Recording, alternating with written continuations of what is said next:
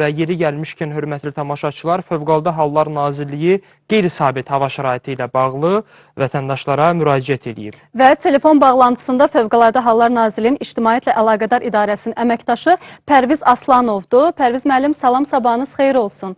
Salam, sabahınız xeyir olsun.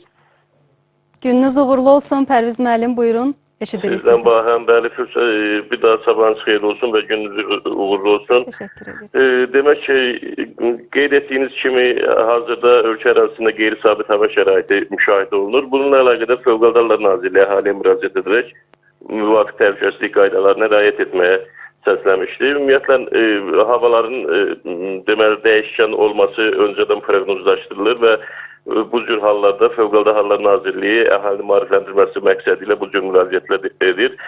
Belə ki, bu soyuq və şaxtalı hava şəraitində havaların soyuması ilə əlaqədar elektrik və qaz qızdırıcı cihazlardan istifadə halları artdığından bu cihazlardan istifadə zamanı yanğın təhlükəsizliyi qaydalarına xüsusilə ciddi riayət edilməlidir.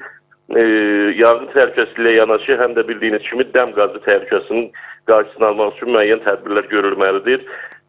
Bu cür hallarda, yəni soyuq havalarda elektrik şəbəkəsinin həddən artıq yüklənməsinə yol vermək olmaz. Qızdırıcı cihazlardan istifadə zamanı bu cihazları nəzarətsiz qoymaq olmaz. Eyni zamanda dağlıq və dağ ətəyi ərazilərdə yaşayan vətəndaşlarımıza tövsiyəmiz budur ki, soyuq və şaxtalı havalarda mümkün qədər yaşayış məntəqələrini tərk etməsinlər və belə bir zərurət yarandıqda yaxınlarını əvvəlcədən hərəkət istiqamətləri barədə məlumatlandırsınlar.